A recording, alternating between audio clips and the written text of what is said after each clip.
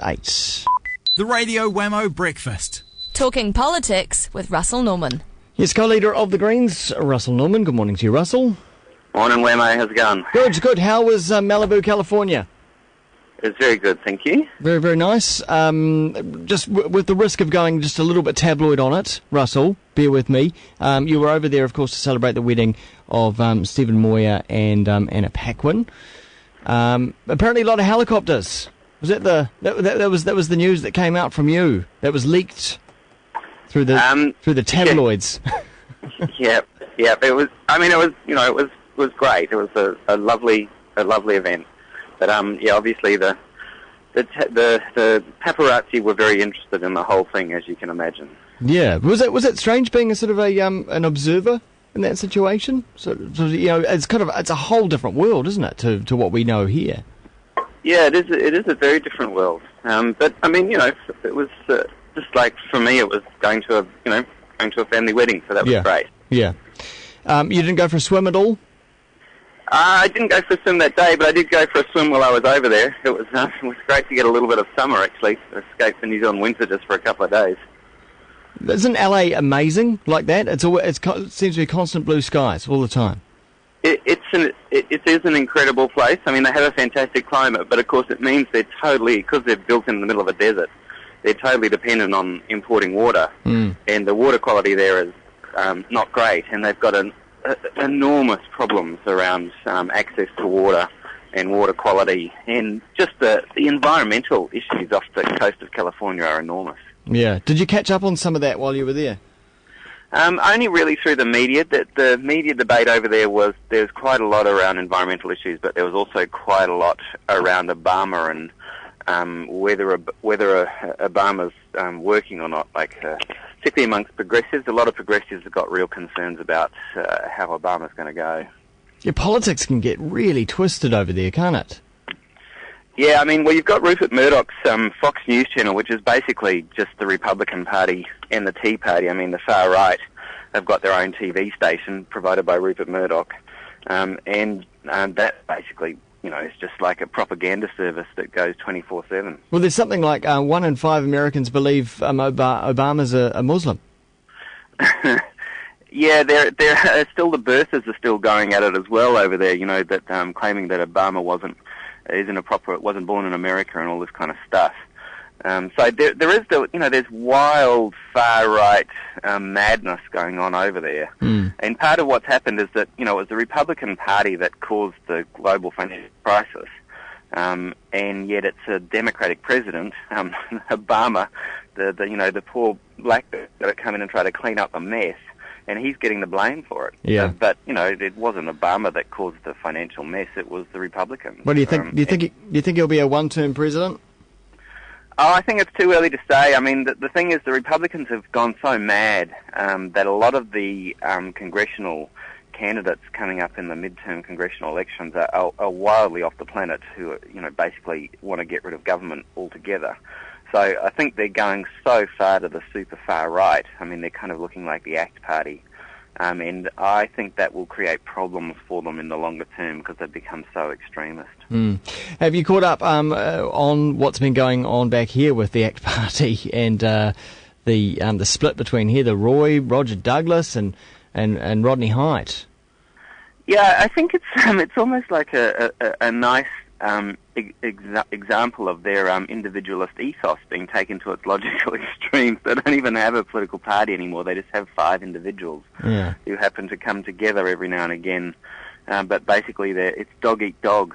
I mean, that's the kind of society they want us to live in, a dog eat dog kind of society, and they're kind of carrying it out in act. And we'll see who's left at the end, the survivor. I mean, it's like a Survivor reality TV show. Yeah, exactly. I mean, who knows what goes on and what people are really like behind closed doors? But Heather Royce, she seems, apart from her politics, she seems like a reasonable, decent person. I think that's the problem. Yeah, clearly.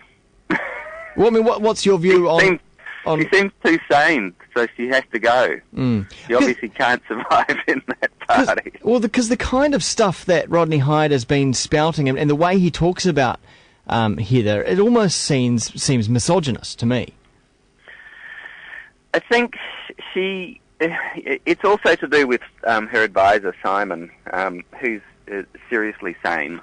And, the problem is that some of the people in ACT obviously do know what they're doing and don't buy a lot of the crazy stuff that ACT does, and that's created problems because obviously, like the climate change denial that John Boscawen and Rodney Hyde are on about. Yeah. I mean, it's so anti the science that anyone who has any understanding of science has real trouble. So there are people in ACT who understand the science, and they don't really like a lot of the climate denial stuff. So anyway, I mean, it's, dog-eat-dog society. We'll see who survives at the end. Yeah.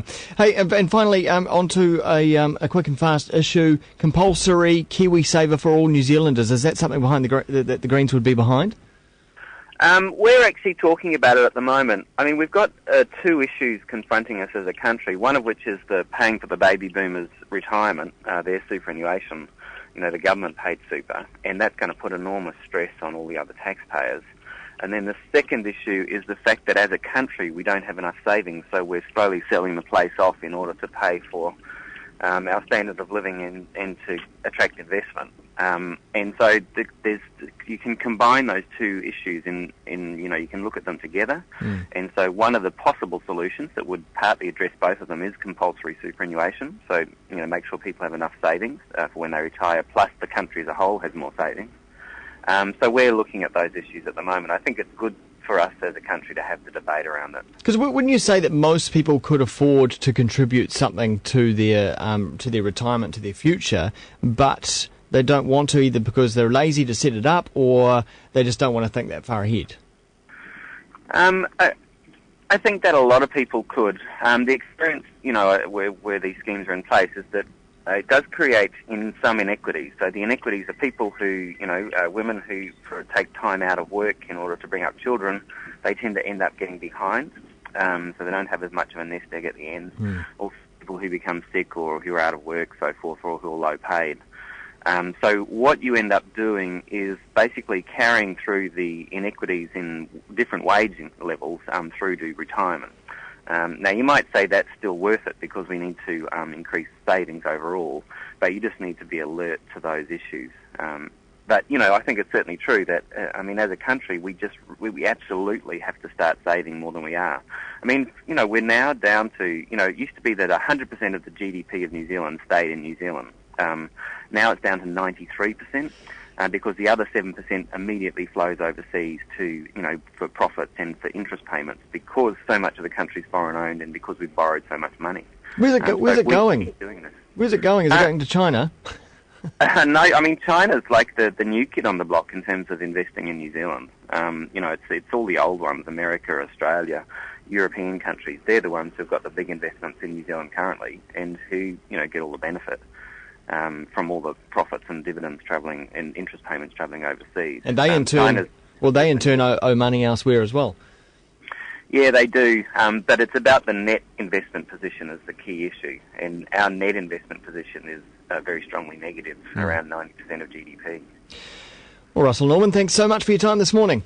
My pleasure. Thanks, Wammo. Co-leader of the Greens.